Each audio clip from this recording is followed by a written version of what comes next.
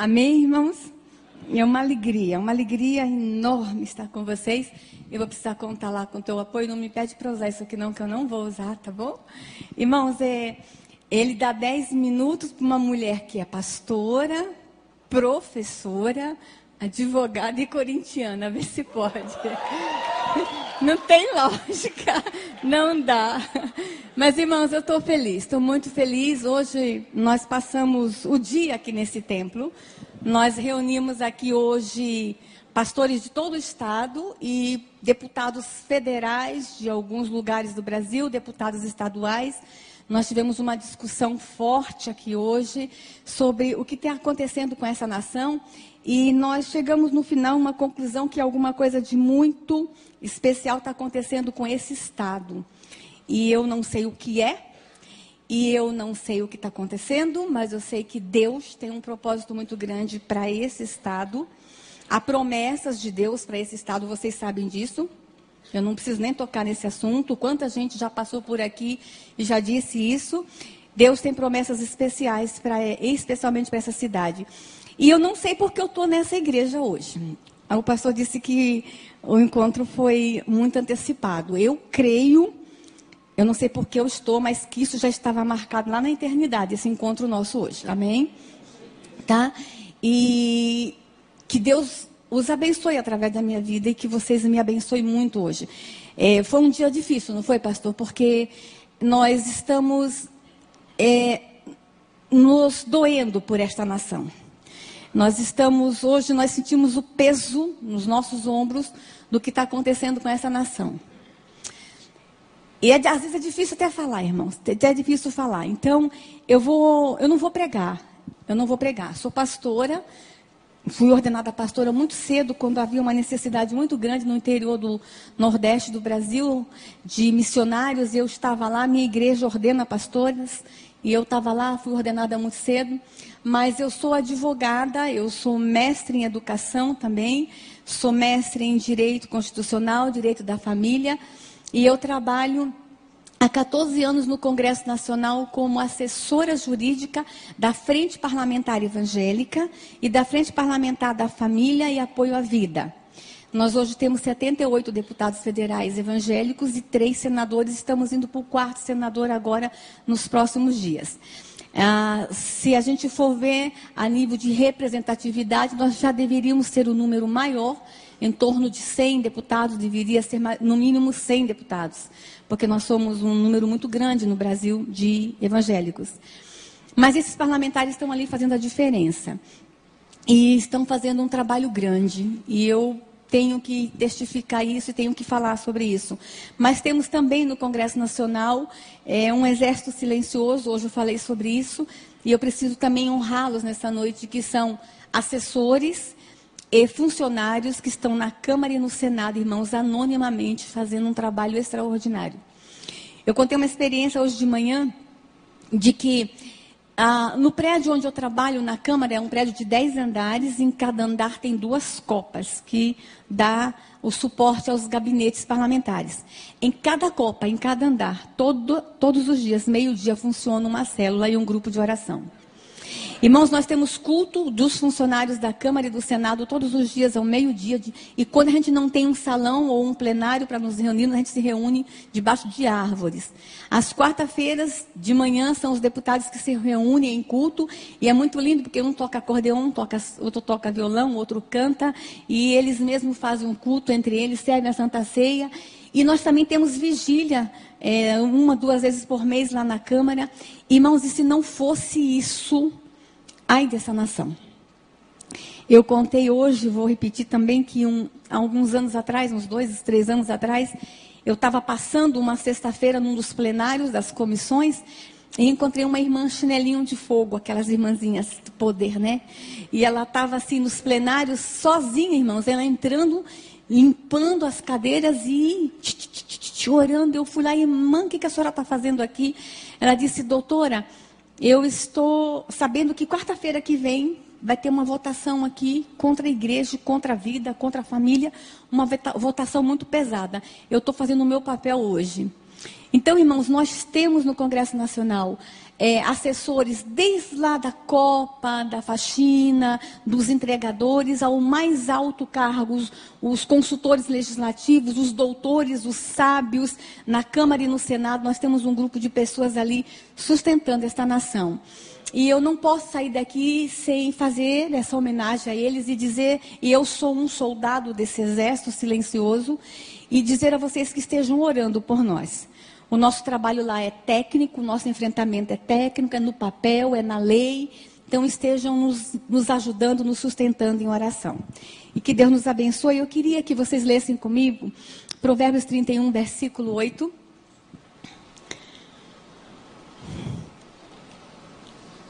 Que diz o seguinte: abre a tua boca. Eu vou esperar vocês abrirem. Provérbios está no Velho Testamento, depois de Salmos. Sou pastora, fui professora de escola dominical. Provérbios 31, versículo 8.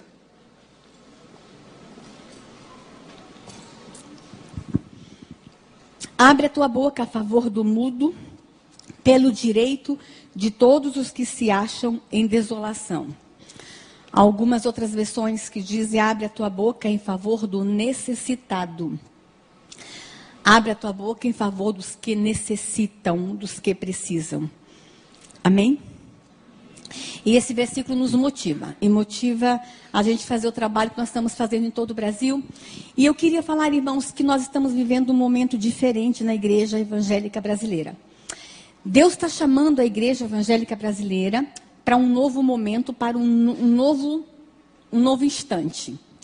E grandes desafios nos esperam. E talvez eu vou estar falando hoje para alguém que talvez está aqui já há alguns anos na igreja e fala assim: ai Deus, eu queria alguma coisa diferente, eu estou cansada de estar sentado às vezes demais no banco, e eu queria um desafio, e eu vim aqui falar para você que realmente a igreja evangélica brasileira passa por grandes desafios. Irmãos, e os desafios é de restaurar esta nação, é de salvar esta nação do que está acontecendo. Mas a senhora está exagerando, pastora? Não estou exagerando, não. Pode passar o próximo slide. A igreja evangélica brasileira, por muito tempo, ela ficou dentro do seu ambiente, no conforto de nossas igrejas, e igrejas lindas como essa. Estou encantada com este templo. E nós não ficamos antenados ao que está acontecendo na sociedade, ao que está acontecendo em volta. E aí eu tenho encontrado, eu estou falando num culto que tem muitos jovens aqui hoje, eu tenho encontrado uma turma e uma galera dizendo o seguinte: pastora, eu vou na igreja, eu recebo tanta unção no domingo, eu caio de unção, e na segunda-feira eu chego na escola, no trabalho, não sei o que fazer com tanta unção. Tem sido assim. Nossa igreja está crescendo demais, nós estamos crescendo, amém, nós somos um povo que cresce todo dia, amém, mas o que nós estamos de fato influenciando em mudanças na sociedade? O que de fato a igreja evangélica brasileira tem feito para que a sociedade mude de verdade? É muito bom, irmãos, nós estarmos entre nós e nós sermos luz entre nós. É muito bom ser sal entre nós. Às vezes até enjoa tanto sal, né? Mas é muito bom a gente ser sal entre nós. Mas Deus chama a igreja evangélica brasileira. Nós passamos por algumas fases no Brasil. Nós passamos a fase da discriminação lá atrás, quando éramos chamados de Zé Povinho, lembra? Não sei se tem algum evangélico aqui com mais de 40 anos de igreja como eu. Vixe, falei minha idade. Nós éramos conhecidos como Zé Povinho, nós éramos discriminados, havia preconceito, na escola riam da gente, nós passamos por essa fase. Depois nós passamos por uma fase de crescimento, e essa fase veio aí com as novas comunidades, as igrejas mais avivadas, e aí nós passamos por uma outra fase aí de algumas teologias, experimentamos de todo tipo de teologia aqui no Brasil, prosperidade, depois veio a teologia, e vai. Agora Deus está nos preparando para uma nova fase. E essa fase é transformação de sociedade. E eu acredito nisso, irmãos. E eu vou falar de alguns aspectos de que forma a igreja pode atuar. Eu vou estar falando agora exatamente sobre isso. Talvez vocês nunca prestaram atenção no que está acontecendo com a educação nesse país. O que está acontecendo com as escolas brasileiras. O que está acontecendo com os seus filhos, com os seus netos. Irmãos, e eu me emocionei muito em ver os cordeirinhos aqui hoje, né? Nossas crianças aqui. E fiquei muito feliz, porque eles vão ter ali agora 40, 50 minutos com os nossos professores. E na escola dominical tem mais 40. Mas as nossas criancinhas, os nossos cordeirinhos, ficam aos cuidados da igreja 1 hora por semana. E aos cuidados da escola 8 horas por dia. Porque às vezes a gente deixa as crianças 8 horas por dia na escola. E sabe o que estão fazendo com as nossas crianças nas escolas? E eu vim aqui dizer isso para você, Igreja Evangélica Brasileira, Igreja Evangélica aqui de Campo Grande, especialmente essa igreja, se as outras não derem ouvido a tudo que nós falamos hoje, que pelo menos essa dê. Estão detonando as nossas crianças. Eu posso falar as palavras, pode rasgar o verbo? Então eu vou falar. Ele está mandando, ele está mandando. Vou mostrar para vocês o que está acontecendo nas escolas, irmão. Pode mostrar os próximos slides. Irmãos, aqui no Brasil, na cidade de São Paulo, eu não vou dizer o nome da prefeita. Juro para vocês, eu não posso falar o nome dela, nem que ela é do PT, e também não posso falar que ela é ex-esposa do Suplicy. E nem posso falar que ela é ministra da Cultura. Essa mulher, quando era prefeita da cidade de São Paulo, irmãos, ela gastou 2 milhões de reais com aquele grupo, o grupo GTPOS, para ensinar sobre ereção e masturbação em bebês nas escolas. 2 milhões de reais. Porque chegou à conclusão, há um grupo de especialistas, e esse grupo começou lá na Holanda, na Europa, e já está influenciando, que nós precisamos aprender a masturbar os nossos bebês a partir dos 7 meses de idade.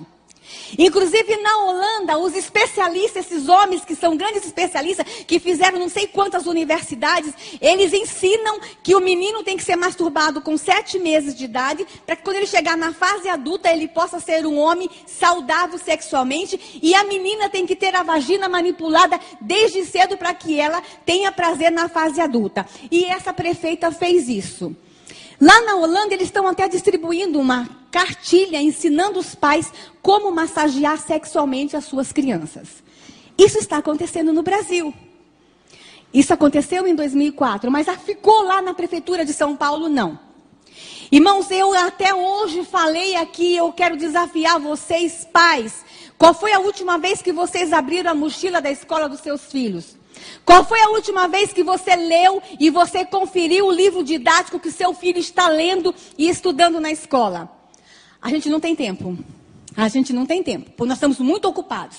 E essa questão, irmãos, da modernidade, da pós-modernidade, nós vamos ter que estar nos revendo algumas coisas. A igreja e os crentes estão deixando a educação dos seus filhos por conta do Estado. E agora é lei, foi promulgada agora há poucos dias, que vai ser obrigatório a criança ir para a escola a partir dos 5, 4 anos de idade.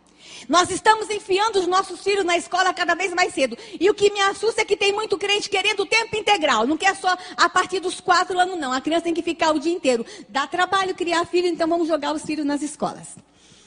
Igreja evangélica, Deus está nos chamando para a gente fazer uma revisão de valores. Para fazer uma revisão de conceitos. Deixa eu mostrar o que está acontecendo com as escolas. Pode passar o próximo slide. Nós temos autoridades no Brasil, irmãos, especialistas que estão ocupando lugares estratégicos e lugares chaves, pessoas que estão escrevendo as políticas públicas dessa nação, pessoas que estão decidindo o futuro de nossas crianças, que dizem coisas como essa: uma educação diferenciada poderá fazer desabrochar em todo menino o seu lado feminino e em toda menina o seu lado masculino. São conceitos como esse que está permeando a educação brasileira. E a igreja evangélica está deixando essas coisas acontecer. Pode passar. Eu quero mostrar para vocês, irmãos, cartilhas. Tem menores de 12 anos aqui? Eu quero mostrar para vocês, irmãos, cartilhas que foram entregues em escolas públicas no Brasil para crianças a partir de 10 anos, porque quinta série, a idade são 10 anos. Essa cartilha, inclusive assinada por um grande cartunista, o Miguel Paiva, a cartilha se chama De Homem para Homem. Deixa eu falar para vocês para quem foi feita essa cartilha. Essa cartilha foi feita pelo Ministério da Saúde. Eu não vou dizer quanto eles gastaram para vocês não ficarem com raiva. Foi feita um número muito grande de cartilha para entregar para homens impotentes no Brasil. Aí eles saíram, o Ministério da Saúde saiu atrás dos homens impotentes, não achou, graças a Deus, não tem tanto assim. E aí, eu não sei se eles acreditavam, pastor, que eles iam na marcha marcha do orgulho do homem impotente para distribuir cartilha. Eles iam no Dia Nacional do Homem Impotente para distribuir. Não sei. São especialistas que não têm nem bom senso. Gastaram milhões nessa cartilha para ensinar o homem como ter prazer.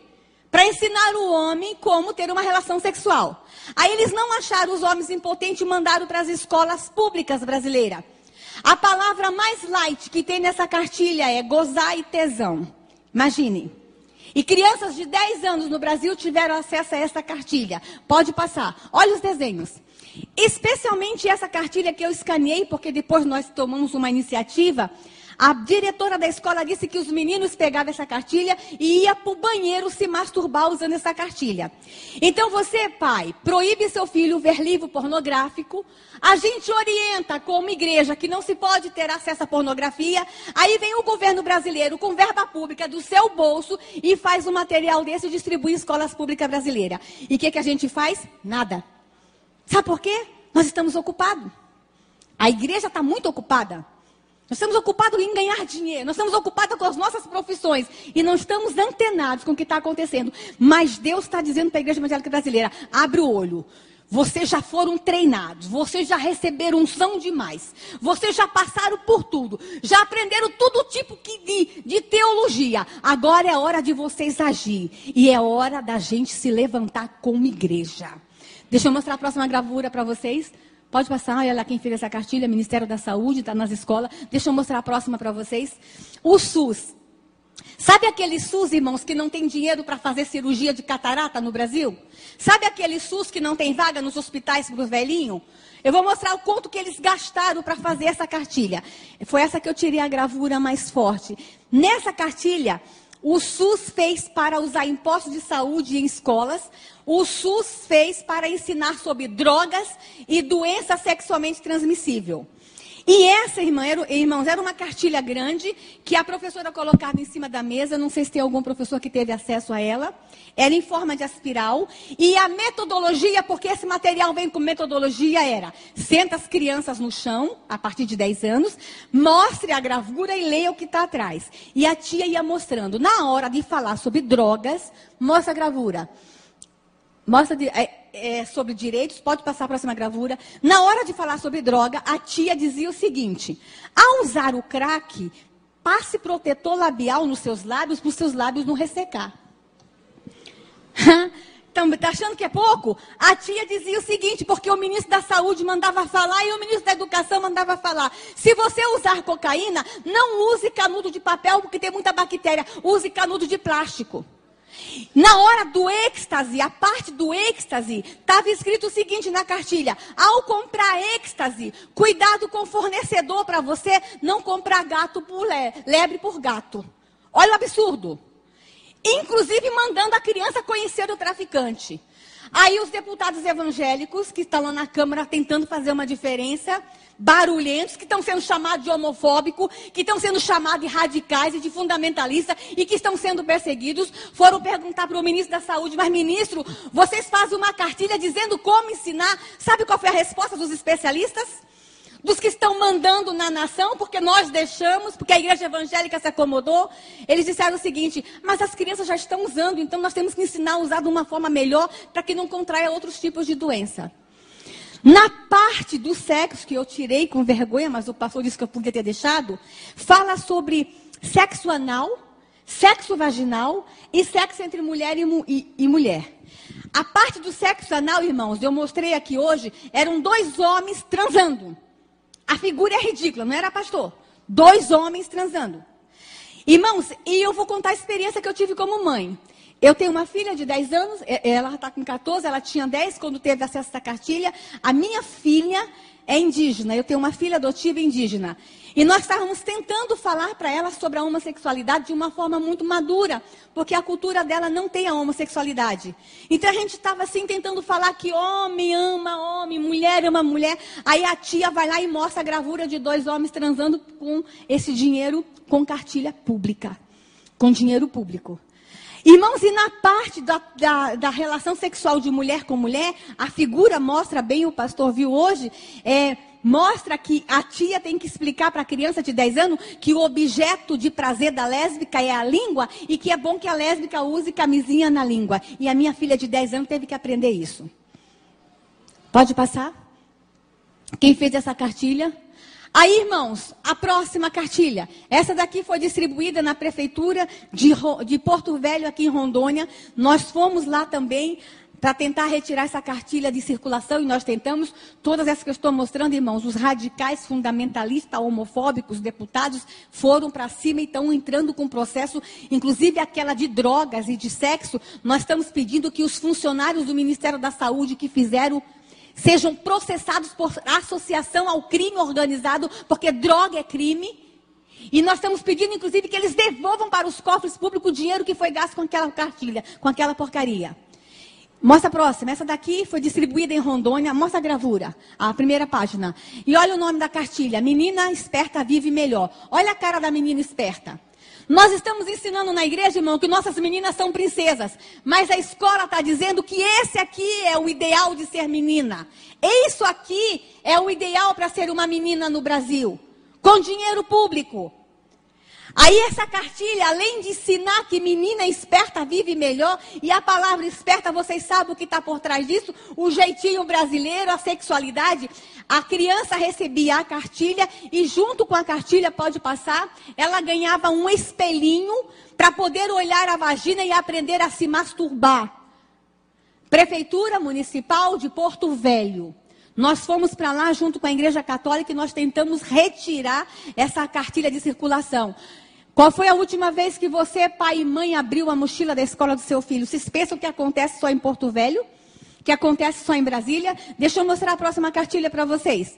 Essa daqui, distribuída no Rio de Janeiro e foi distribuída em todo o Brasil. Inclusive, eu quero que vocês olhem bem para essa gravura aí. E olhem se não está na mochila dos seus filhos aqui em Campo Grande. A primeira coisa, quando a tia entrega para a criança, a tia tem que dizer que é confidencial, não pode mostrar para o pai e para a mãe. Para crianças de quinta série. Vocês acham que tem que ter segredo entre eu e uma filha de 10 anos? Então, irmãos, eles começam a criar conflitos entre pais e filhos. Eles estão ganhando e sendo obrigados. Deixa eu falar uma coisa. São os professores sendo obrigados. Talvez eu esteja falando para professores aqui que recebem esse material e não sabem o que fazer porque vem de uma forma impositiva do MEC. Deixa eu falar uma coisa, isso não é impositivo, isso é apenas sugestivo. O professor tem autonomia em sala de aula. Se eu estou falando com o professor cristão aqui, deixa eu dizer uma coisa, na tua sala de aula quem manda é você. Você não é obrigado a usar esse material. Você pode ser criativo e falar dessas coisas sem usar esse material ridículo que o MEC está mandando. Deixa eu falar nessa cartilha, irmãos. Pode mostrar. Vira. Nessa cartilha ensina sobre masturbação feminina e inclusive como a menina usar o dedinho para não machucar a vagina. 10 anos de idade. Nessa cartilha fala sobre ficada. E aí, além de incentivar a ficada, a tia pede para o menino e a menina relatar as suas 8 mais espetaculares ficadas. E tem que dizer, olha lá, como foi, com quem foi, onde foi, quando foi e se gostou. Agora imagina, a Igreja Batista de Campo Grande está dizendo para os meninos que ficar não é legal. A escola dominical está ensinando que não pode ficar. Aí os meninos da Igreja Batista de Campo Grande recebem essa cartilha e não está preenchendo, porque ele não está ficando. As meninas não estão ficando. Aí eles estão sendo discriminados na escola porque eles são frouxos, não estão ficando. Vocês têm ideia da confusão que está acontecendo com essa nação, irmãos?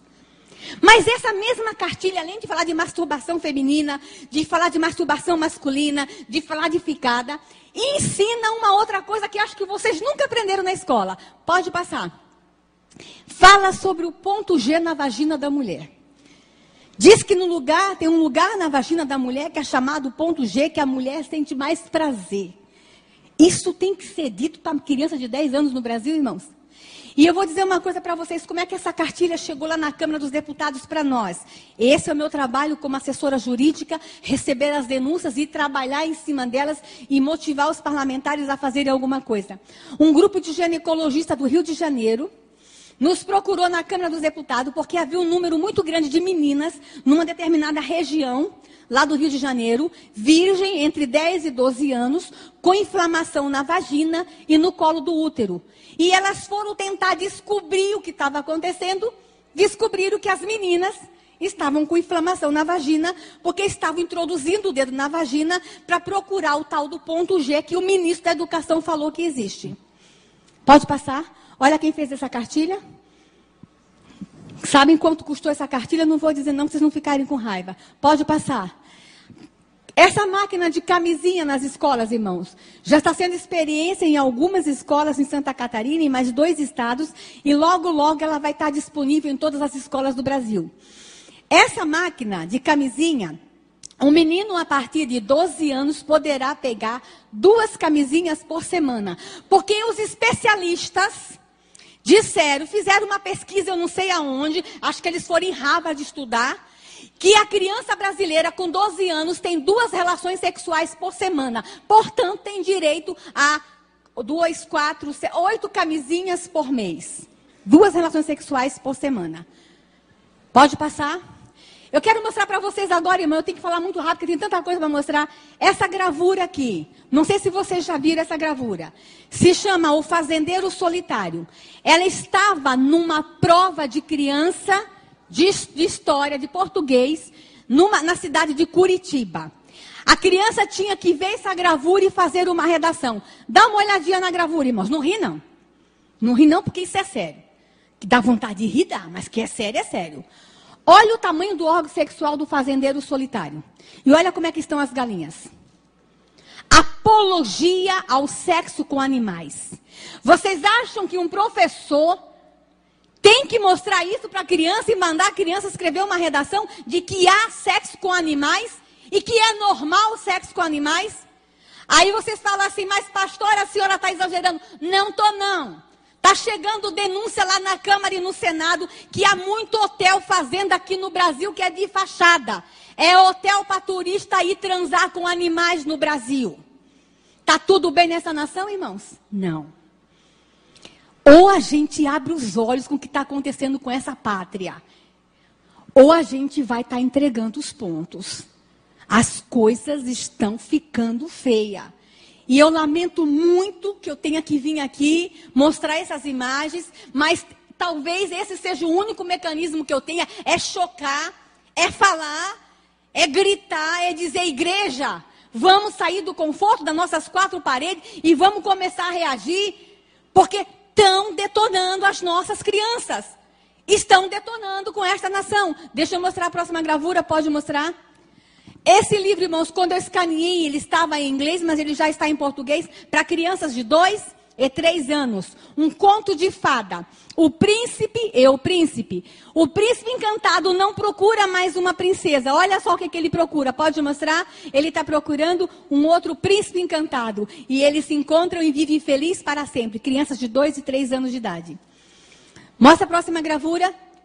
Livros, leitura obrigatória na 5ª e 6ª série. Menino ama menino. Leiam esse livro, irmãos.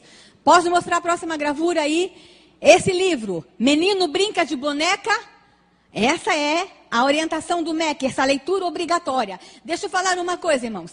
Eu estou com um caso em Brasília de uma professora que nos procurou na Câmara porque ela não tem mais onde procurar. Foi lá procurar os deputados evangélicos, os fundamentalistas, né? Porque estão nos chamando de radicais. Ela está com um menino de 3 anos na escola que está chupando o pipi do coleguinha. Aí ela foi procurar orientação na direção e na coordenação. Sabe o que a direção da escola disse? Você não pode fazer nada, porque isso é demonstração homoafetiva. Se você fizer alguma coisa, você é homofóbica. Ah, irmãos, eu sou educadora. Eu sou mãe. Um menino de 3 anos está chupando o pipi do coleguinha, ou porque alguém chupou dele, ou porque ele já viu. Isso é abuso. Mas olha o que os nossos orientadores educacionais estão fazendo com nossas crianças no Brasil. Estão detonando. Pode passar? O próximo livro fala sobre bissexualidade, que é normal. E aqui eu quero dar um alerta para mãe e pai. Olha, está uma onda no Brasil inteiro de meninas se cumprimentando com selinhos, uma beijando na boca da outra. E infelizmente eu já tenho visto isso dentro da igreja. Porque ensinaram para nossas meninas que ficar com menina é possível, é permitido e é legal. Estão nos livros que a bissexualidade é uma coisa normal. Irmãos, quando a gente fala da homossexualidade, só vem na nossa mente a questão do menino e do homem. Mas quem está sendo mais alcançado com essas políticas públicas que estão nas nossas escolas são as meninas. E aqui eu vou dar um alerta para você, mãe. Olha, mãe, sabe essa coisa de você deixar sua filhinha dormir na casa da coleguinha? Para você ficar um pouquinho livre de vez em quando? Abre o olho, mãe, as meninas estão se tocando. E isso é muito sério, porque isso é abuso. E vocês não têm ideia do mal que isso faz lá na frente, depois. Pode passar. Esse livro, irmão, esse livro é terrível. Para crianças de 2 e 3 anos. A mãe compra o livro, tem um bonequinho, que é um menino, e a bonequinha, que é a menina, pode passar. E tem um buraquinho, a mãe coloca o dedo no bonequinho e fecha o livro para o dedo dela entrar no buraquinho da bonequinha. Para ensinar para a criança de 2 anos como é que é uma relação sexual. Pode passar. Olha lá. Olha os livros, irmãos, com desenhos infantil, como transar. A matéria é como transar. E olha a linguagem, irmãos.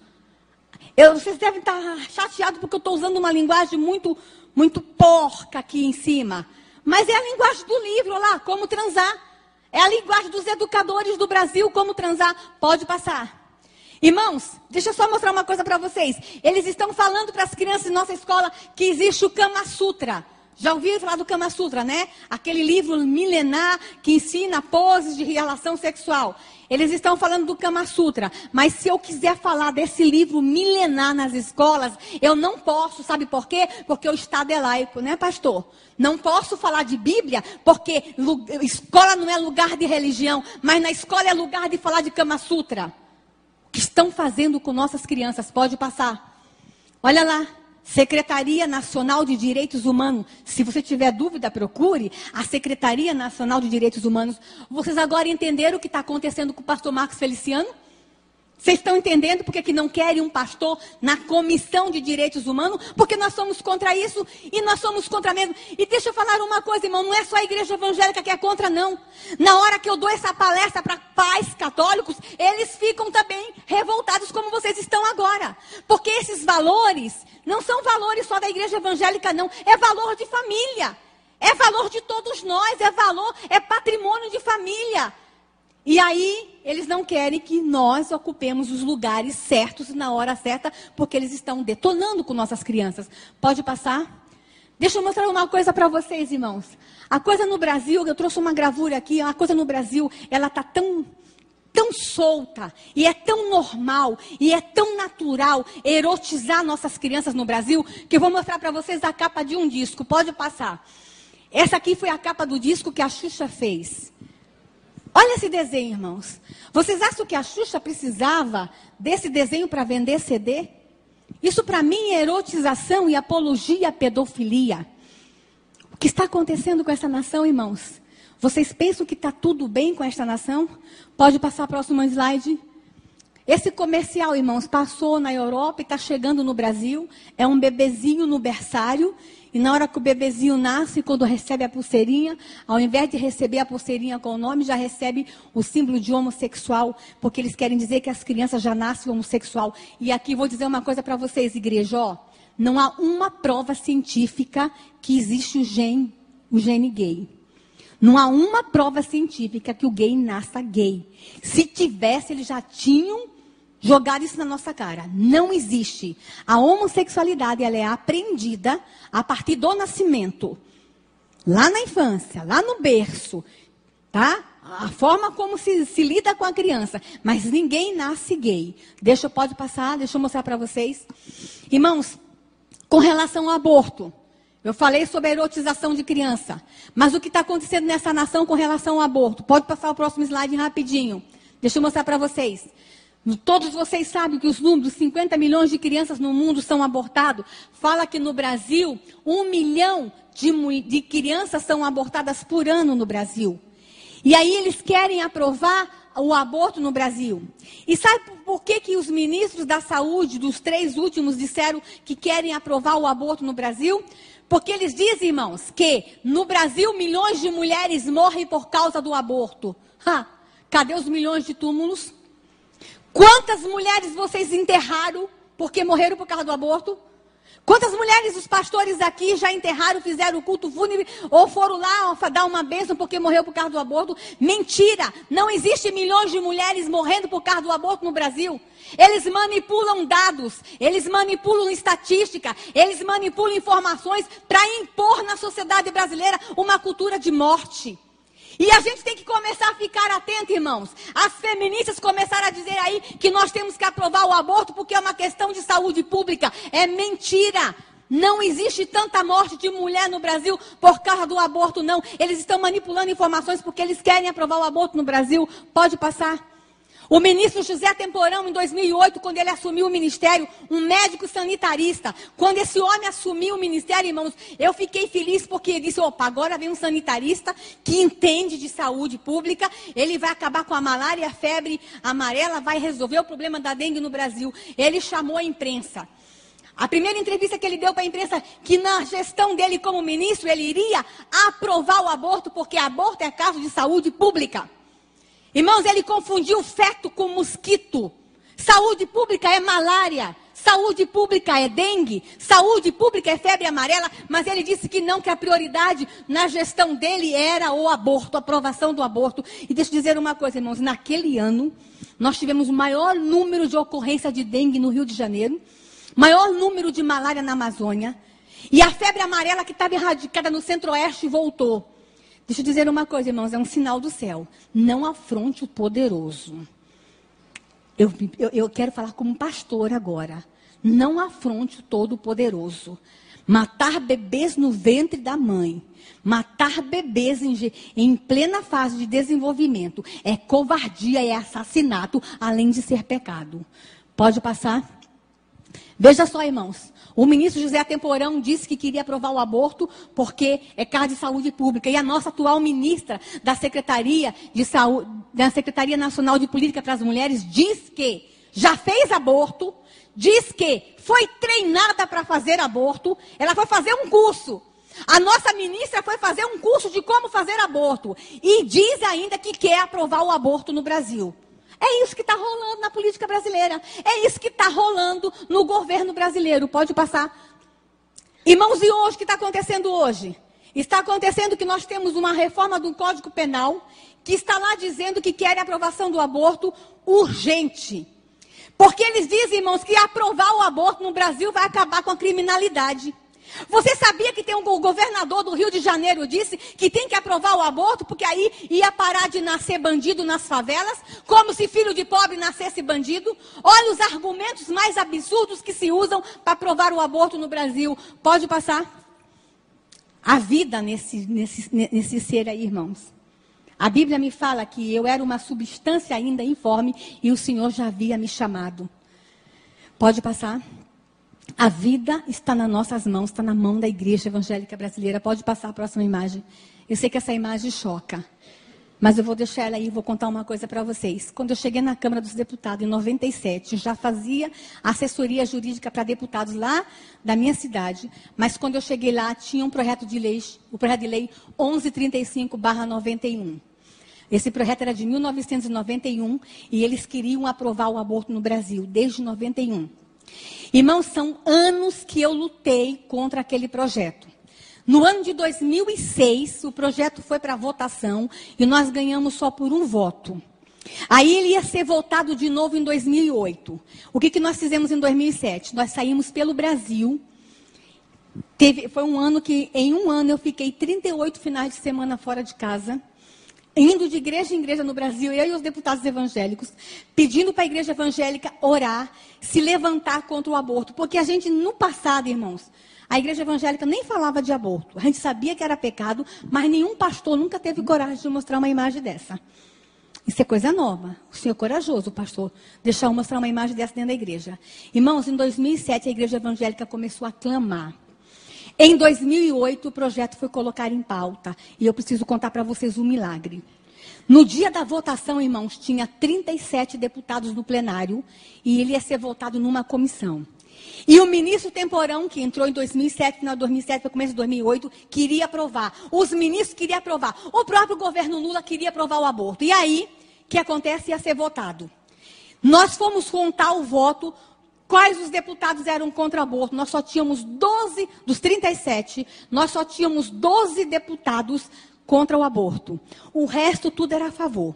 A votação começou 15 para as 9, 8 e meia, 15 para as 9. Mas eu preciso contar uma coisa antes. A igreja evangélica estava orando, amém?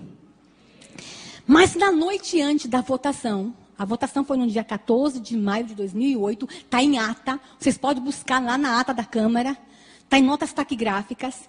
Na noite anterior, os deputados evangélicos resolveram fazer uma vigília. E a gente ora no 10º andar da Câmara, que tem um espaço muito grande, e nós fomos fazer uma vigília. Lá é por volta de 3 horas da manhã, 2h30, a vigília foi começando a ficar fraca, os deputados cansados, eu estava muito cansada, porque eu tinha que escrever ainda pelo menos mais 4 pareceres sobre o aborto, todo mundo esgotado. Daqui a pouco, irmãos, para na porta da Câmara dos Deputados um ônibus, cheio de irmãzinhas chinelinho do fogo, aquelas irmãzinhas lá de Sobradinho, lá de longe, que souberam da luta e que estavam orando. E essas irmãs pediram licença por segurança da Câmara e disseram que pudessem mandar orar. E elas entraram, irmãos, pisando firme na Câmara e dizendo o seguinte: a Bíblia me diz que aonde o meu pé pisar, esse lugar me será dado por herança. Elas foram marchando. O milagre não acabou, não. Aí elas chegaram lá em cima e disseram assim: deputados, vão dormir, vão descansar, a votação é amanhã, deixa que agora é com a gente. E ficaram lá em cima orando. Irmãos, a votação começou 15 para as 9. E vocês não viram isso, a televisão não mostrou isso para vocês. O plenário, onde ia ter a votação, estava cheio de imprensa. A imprensa do mundo inteiro, porque naquele dia seria aprovado o aborto no Brasil. Irmãos, tinha câmeras de tudo que TV internacional, jornais internacionais, todas as TVs estavam lá para mostrar para o mundo que o aborto seria aprovado. Começou 9 horas a votação. Foi o dia inteiro de briga. Nós tínhamos quantos deputados que eu falei? 38. Quantos votos a favor do aborto nós tínhamos? Contra o aborto? 12. Irmãos, quando deu 4 horas da tarde, eu, depois de 20 anos de luta, disse: meu Deus, perdemos. Eu fui para um lugar no cantinho lá, irmãos, e eu chorei porque era minha vida, estava ali. Eu larguei tudo. Eu tinha uma carreira jurídica brilhante, eu ganhava dinheiro, eu tinha uma carreira jurídica brilhante e fui para o Congresso Nacional para fazer um enfrentamento contra o aborto. E ali eu vi toda uma vida minha rasgada, todo um trabalho jogado fora, porque nós só tínhamos 12 votos, eles eram maioria. Às 18h30 foi aberto a urna para votar. Quantos eram deputados? 37. Os 4 do PT saíram do plenário. Irmãos, as feministas estavam com faixas, cartazes, as ministras estavam lá, os ministros estavam lá, porque o aborto ia ser aprovado no Brasil. O Brasil ia dar um exemplo de democracia para o mundo. Democracia. Irmãos, quando abrimos a urna, os 4 do PT saíram, ficaram quanto no plenário? 37 menos 4, quanto que deu? Quantos votos eu tinha? Mas tinha um grupo de mulheres lá em cima orando. Quando a gente abriu a urna, nós ganhamos de 33-0. Irmãos, a partir daquele dia, Deus renovou as nossas forças na Câmara dos Deputados. Irmãos, vocês não têm ideia o que foi os deputados evangélicos pulando, os deputados católicos contra o aborto. Eles se abraçavam, eles oravam o Pai Nosso, eles gritavam, eles choravam. A televisão mostrou isso para vocês? A Rede Globo mostrou isso para vocês? Mas se o aborto tivesse aprovado, eles tinham mostrado. Mas naquele dia, irmãos, nós estávamos desanimados. 2008, tanto escândalo contra deputado evangélico, tanta confusão no Brasil, nós estávamos desanimados. Mas naquele dia Deus renovou a nossa força, porque Deus nos disse que não são os deputados que vão mudar essa nação, que não é o governo que vai mudar essa nação, que não é a política, que é a igreja evangélica quando clama, é a igreja evangélica quando se levanta. E é por isso que eu estou aqui, irmãos. Porque esses especialistas em educação podem querer se levantar contra nossas crianças, mas nós vamos nos levantar e vamos dizer: nas nossas crianças vocês não tocam. Pode passar. A Igreja em Defesa da Família pode passar. Irmãos, nós estamos ter cuidado com o que estão fazendo com a igreja. Eu falei das crianças, falei do aborto, agora eu quero falar o que estão fazendo com a nossa fé. E que talvez vocês não estejam nem percebendo o que estão fazendo com a nossa fé. Estão zombando dos cristãos no Brasil. Pode passar. Em Natal, irmãos, um rapaz, um artista plástico, ele ganhou dinheiro público para fazer uma obra de arte. E a obra de arte dele foi fazer uma caixa de vidro. Ele ficou dentro da caixa de vidro, gastou muito dinheiro público com isso. Tirou a roupa, ficou pelado na frente do público, ficou de costa, ficou de quatro e tirou de dentro do ânus um terço da Igreja Católica. Aí vocês falam assim, o que eu tenho a ver com isso? O terço da Igreja Católica? Quem foi católico aqui sabe que no final de todo o terço tem uma cruz. Ele tirou de dentro do ânus, foi a cruz. Irmãos, quando eu soube disso, eu fiquei tão revoltada. É como se aquele artista plástico com dinheiro público dissesse, olha o que eu faço com o símbolo da tua fé. Olha o que eu faço com o símbolo da tua redenção. Olha o que eu faço com o teu Jesus. Olha onde eu enfio a tua cruz. Não, irmãos. Será que ele faria isso lá num país muçulmano com o Alcorão? Não faria. Mas nós estamos deixando zombarem da nossa fé. Irmãos, não com a minha cruz, não com o meu Jesus. Não zombem deste povo, não zombem da nossa fé. E a igreja evangélica vai ter que dizer isso, nos respeite. Nós não somos um Zé Povinho, nós não somos um povo qualquer. Nós somos uma geração eleita, nós somos o povo de Deus. É isso que nós temos que fazer. Pode passar.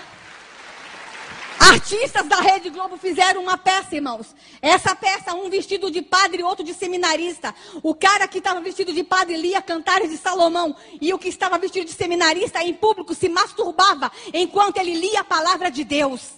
Não com a minha Bíblia.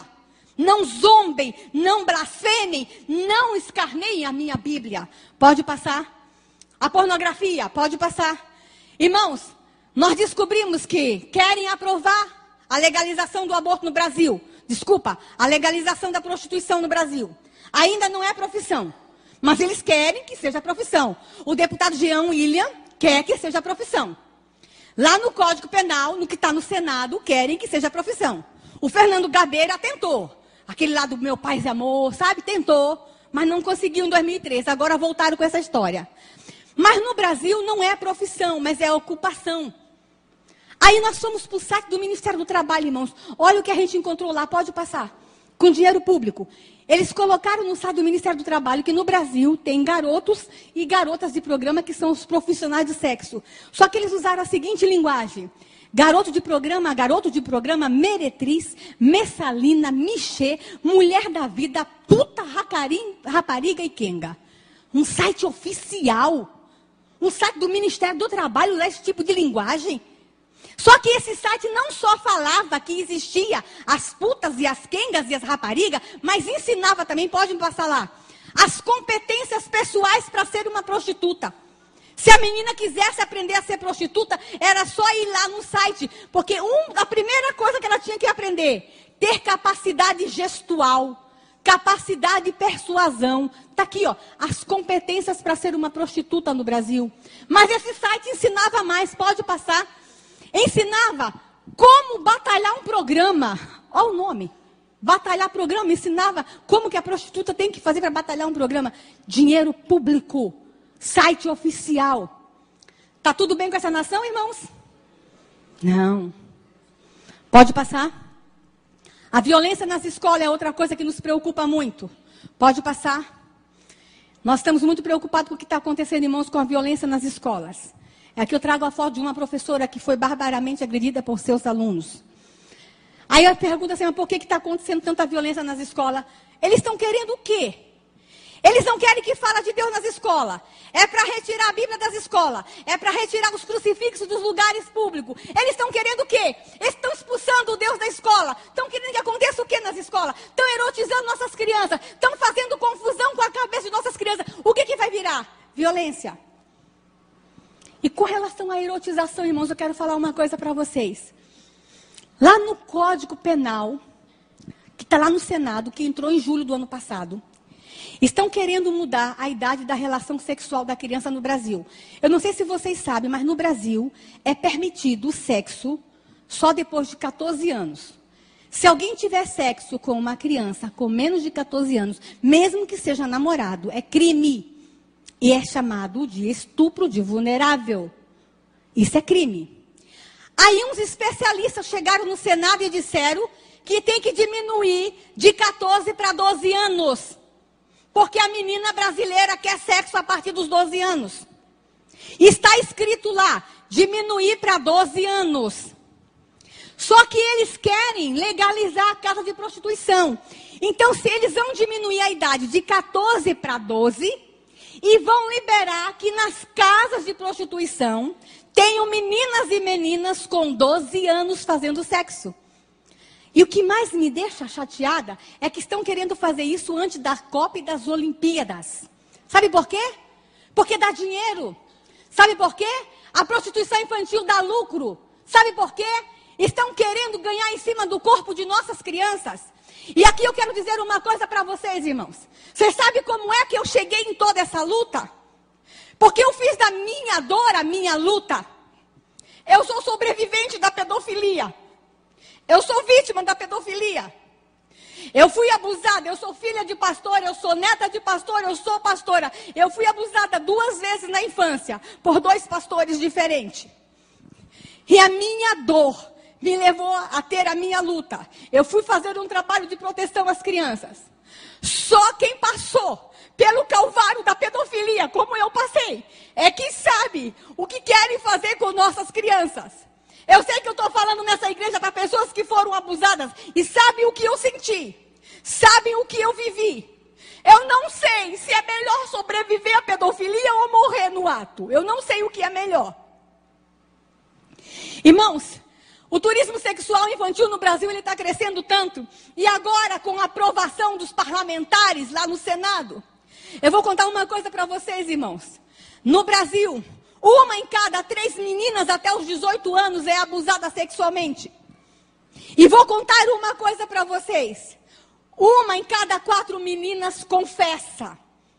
Mas eu tenho um outro número muito mais assustador. 1 em cada 100 menino conta. Cada 100 menino abusado, só 1 conta. Porque o menino tem vergonha de falar que foi abusado sexualmente. Porque ele tem medo de ser confundido como gay. No Brasil, algumas brincadeiras infantis que não são brincadeiras, são abusos sexuais. Brincadeira de menino com menino no banheiro, um ficar medindo o tamanho do pinto do outro. Isso não é brincadeira, esse é abuso. E os professores dizem que isso é normal. Não é normal, não é abuso. E eu vou dizer uma coisa para vocês, irmãos. Os pedófilos do mundo inteiro querem vir ficar com nossas crianças. Eu assessorei o senador Magno Malta na CPI da pedofilia. E nós descobrimos que se vende pacotes para que pedófilos do mundo inteiro venham transar com nossas crianças.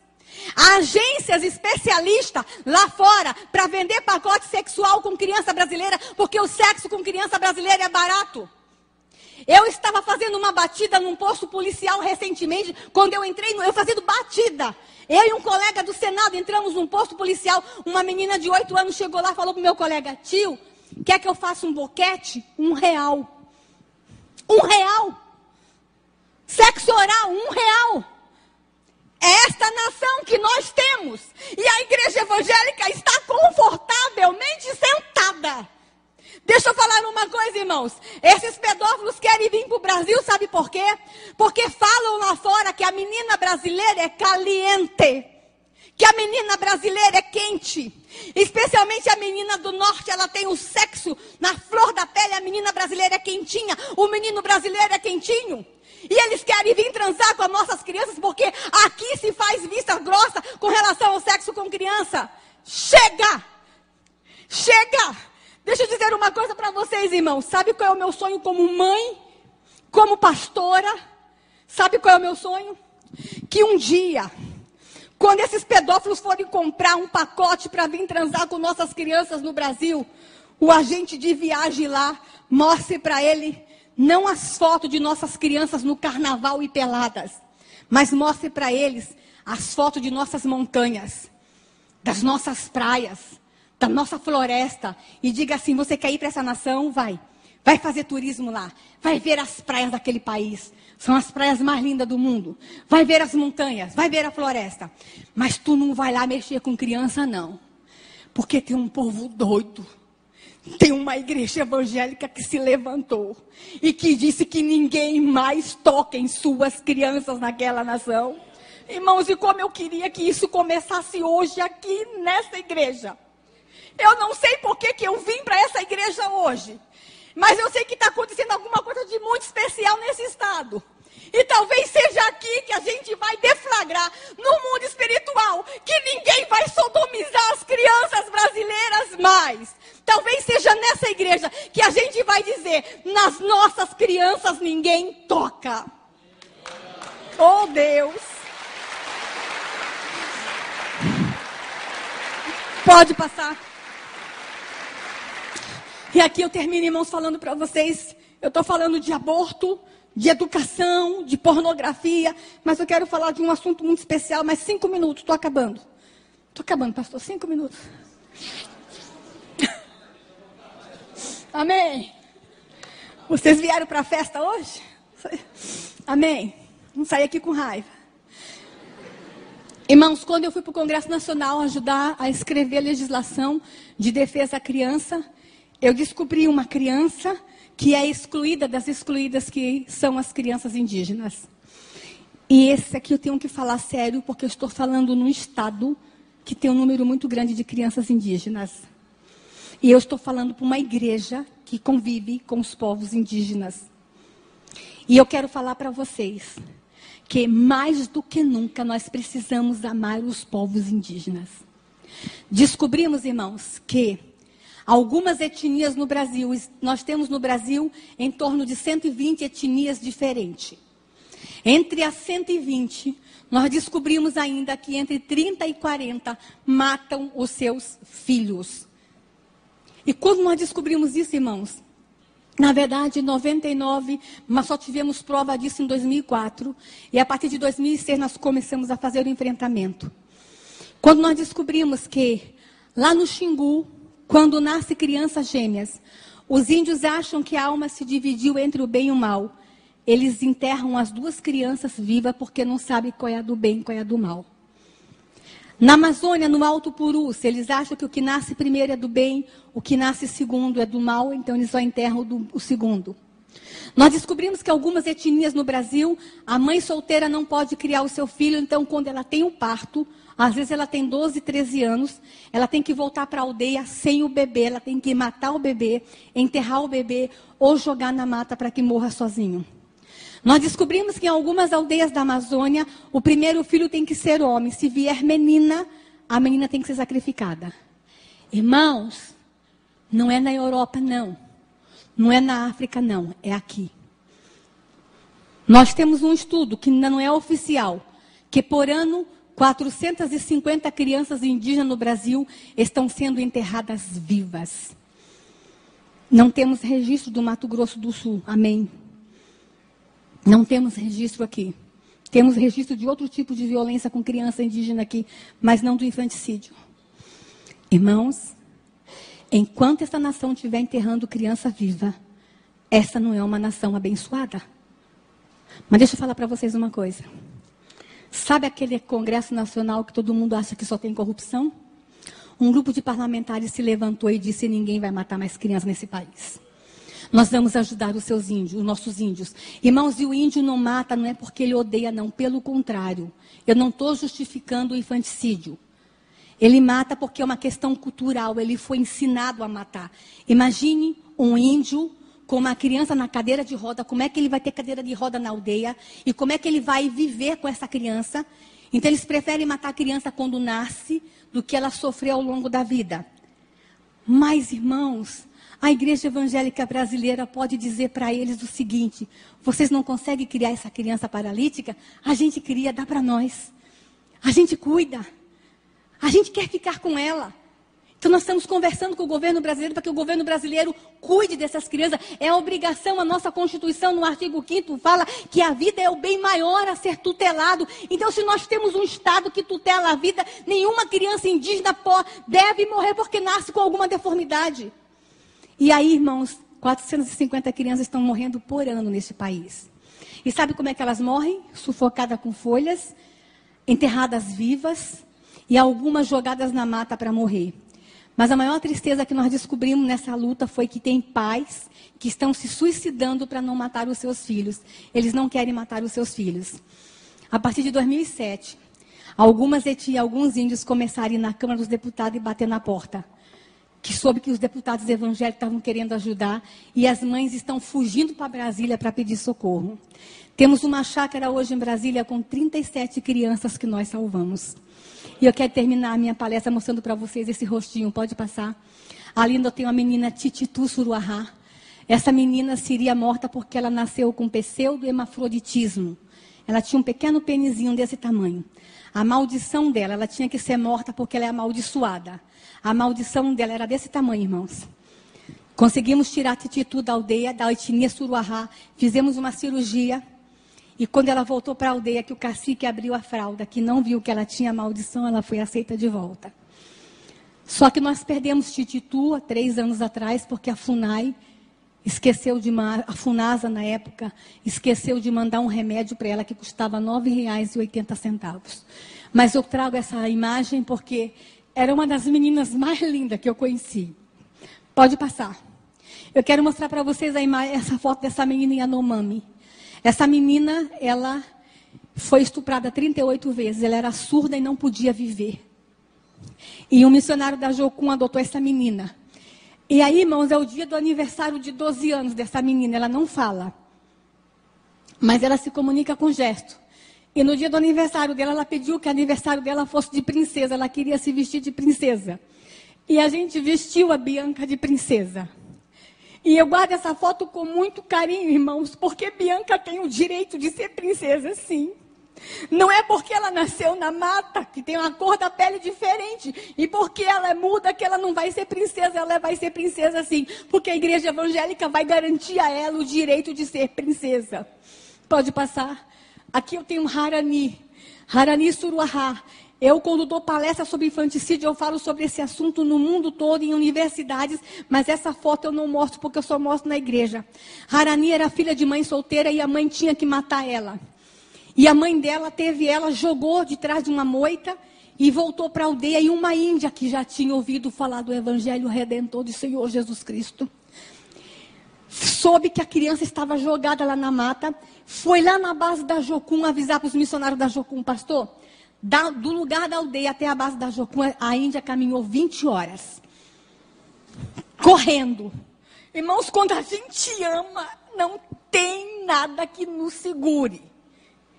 Aí essa Índia chegou na base da Jocum e disse, olha, lá na beira do rio tem uma menininha jogada.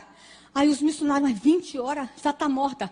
Mas os missionários, impelidos pelo amor, caminharam correndo, fizeram 18 horas. Quando chegaram lá, 38 horas depois, Harani estava se mexendo. E o nome Harani quer dizer eu existo. E aí, irmãos, eu vou contar uma coisa que aconteceu que eu só conto para crente. Porque vocês vão acreditar. A missionária Lucília, quando pegou Harani, os insetos já estavam comendo a orelha dela. Ela estava cheia de sangue. A missionária, eu queria muito que Harani viesse aqui. Pastor, traz Harani aqui na igreja. Quando a missionária Lucília pegou Harani, foi para o rio, deu banho, enrolou um pano, e a missionária Lucília começou a chorar e abraçou, colocou no colo. O último filho de Lucília tinha 5 para 6 anos. Na hora que Lucília colocou no colo, instantaneamente nasceu leite no peito de Lucília. E foi esse leite que salvou Harani. Irmãos, vocês vão dizer assim... Talvez tenha alguns médicos aqui que vai dizer, mas isso é normal, pastora. Isso é normal, mãe que adota, às vezes nasce leite no peito. Deixa eu falar aqui, a ciência pode até explicar que nasce leite no peito de mãe que adota. Mas instantâneo, leite instantâneo, só quem faz é Jeová, aleluia. Harani está viva, pode passar. Amalé, só vou mostrar mais 2 fotos, Amalé. Amalé é do Xingu, irmãos. Ele tinha que ser morto porque é filho de mãe solteira. Irmãos, a mãe de Amalé tinha 16 anos quando teve ele. Foi um parto difícil, ela perdeu muito sangue. E ela cortou o cordão umbilical dele com uma pedra, ele perdeu muito sangue também. Como ela estava muito fraca, ela fez uma cova rasa. A história dele está na revista Isto É. Aí ela jogou Amalé na terra e cobriu Amalé com terra. Ele ficou sufocado, mas não morreu. mas ficou no túmulo. 2 horas depois, uma índia que já ouviu falar do Evangelho Redentor, esse Evangelho que salva, que cura, esse Evangelho que liberta, foi lá e pediu para o cacique para desenterrar a Amalé. E o cacique permitiu. Ela foi no buraco, abriu o túmulo do Amalé e tirou a Amalé do buraco. A Amalé estava sangrando pela boca e pelo nariz, ele estava em processo de morte. Ele perdeu muito sangue. E a Amalé está vivo, está com 8 anos, é o menino mais lindo do mundo. Mas ele é lindo. Eu queria tanto que vocês trouxessem a Amalé aqui, mora com a gente lá em Brasília. E deixa eu falar uma coisa, e é corintiano, irmão, é corintiano. Deixa eu falar uma coisa para vocês. Vocês estão felizes porque lá em Jerusalém tem um túmulo vazio, amém? Lá em Jerusalém tem um túmulo vazio. Mas no Xingu também tem um túmulo vazio, o túmulo do Amalé ficou vazio. Túmulos estão ficando vazios em aldeias indígenas porque a igreja evangélica está se levantando. Amém? Eu termino mostrando para vocês, pode passar, a foto de Ganani, que seria morta porque tem a mãozinha torta. A mãe dela fugiu da aldeia, está morando conosco. E Ganani hoje já está com 7 anos, está na escola e já está lendo. Pode passar. Ali eu mostro para vocês a foto do Pautuca Maiurá. Ele faz doutorado na UNB, não é um índio qualquer, doutorado. A esposa estava grávida de gêmeos, ele não sabia. Ela quis ter o filho na aldeia. E quando, na hora do parto, que a sogra dele fez o parto, eram 2. E a sogra começou a gritar. E ele percebeu que tinha alguma coisa errada. Quando ele chegou lá na cabana do parto, a sogra já tinha enterrado um. Ele só conseguiu salvar esse. Pautu é muito triste porque perdeu um filhinho enterrado pela mão da própria avó. Pode passar. E aqui eu quero mostrar para vocês uma menina de 6 anos que foi escravizada na sua aldeia e tem uma história terrível. Mas eu não vou contar a história dela não, porque esta é a minha filha. Eu quero mostrar para vocês como é que está a minha filha hoje. Olha como está a cara da mãe. Irmãos, o arquivo Promo rodou. Te levaram para aí um outro arquivo chamado Promo. O rapaz aí do som, ó. Rodou. O Promo rodou. Dá para passar? Eu quero mostrar para vocês, irmãos, o que acontece nas aldeias do Brasil. Presta atenção nesse filme. É 3 minutos só e eu acabo aqui.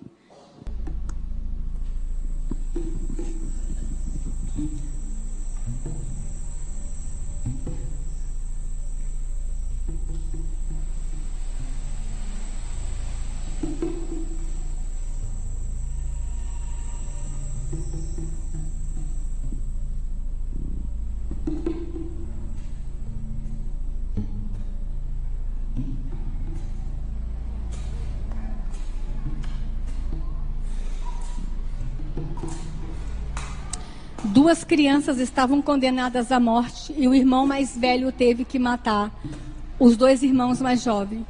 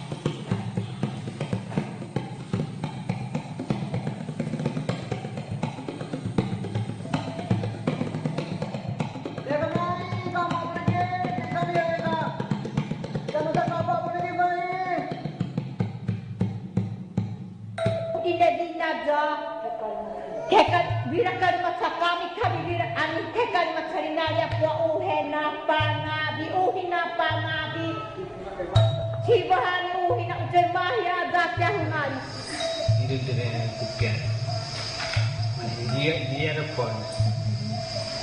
Dia yang nak potai. Itu pun dia. Mata apa? Kita.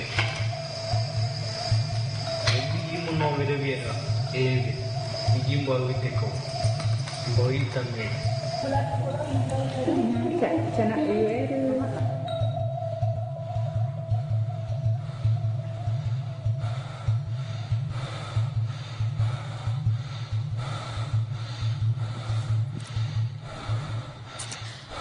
Hakani está viva, está com 16 anos, porque o irmãozinho dela tirou ela do túmulo, mas o outro irmão não sobreviveu. Essa história é uma encenação da vida de Hakani. Hakani mora hoje com os pais que são missionários. Muitos sobreviveram, mas outros não estão sobrevivendo. E a igreja evangélica precisa fazer alguma coisa. A igreja evangélica brasileira tem que se levantar em defesa das crianças indígenas nessa nação. E eu termino a minha palavra dizendo, irmãos, que querem destruir a mente de nossas crianças com aquelas cartilhas, querem matar nossas crianças do ventre materno através do aborto, estão detonando nossas crianças com a pedofilia e estão deixando que as crianças indígenas sejam mortas. Não está tudo bem com essa nação. A igreja evangélica tem que reconhecer isso. A igreja evangélica tem que reconhecer que nós precisamos fazer alguma coisa. Chega de destruição. Estamos vivendo a cultura da morte dessa nação. Eu poderia ficar aqui até de madrugada mostrando mais imagens, né, pastor? De tudo que nós falamos aqui hoje. Mas eu estou resumindo a vocês dizendo o seguinte: a igreja evangélica precisa se levantar. E essa igreja tem que nos ajudar. Essa igreja tem que nos ajudar. Eu fiquei sabendo ali há pouco instante, pastor, pela sua esposa, a sua história, a sua experiência, de que tu quase foi abortado. Você sabe como é que se cala o missionário, irmãos? É abortando ele. A aprovação do aborto no Brasil, no campo espiritual, tem uma explicação. Porque tem uma promessa que nós seríamos celeiros de missionários para o mundo todo. Então, a única forma de Satanás calar esses missionários é abortando. Porque quando nasce, vira pastor. Irmãos, que o Senhor Deus abra os olhos dessa igreja. Depois de algumas coisas que eu mostrei, eu tinha muito mais. Que o Senhor Deus abra os olhos dos jovens dessa igreja. A galera quer ajudar. Vocês têm tanto como fazer para me ajudar. Vocês têm redes sociais, vocês têm celulares, vocês têm internet, vocês têm Facebook. Entra no Facebook. Quer ajudar a não aprovar um aborto? Tem um telefone 0800 619 619. Ligue na Câmara, fale que vocês não querem um aborto. Quer ajudar? Ligue na Câmara, fale que vocês não querem que criança indígena seja morta. Essa lei que ajuda os índios a não matar as crianças está desde 2007 na gaveta e não é aprovada. Porque diz que a gente não pode se meter, porque é cultura. E porque é cultura, o índio tem direito de matar. Mas a gente, como evangélico, acredita que não. A cultura não pode estar acima da vida. Que Deus abençoe vocês, irmãos. Que vocês voltem para casa e tentem dormir. Se não conseguirem dormir, orem. Para que Deus levante a igreja evangélica brasileira. Amém? Que Deus abençoe.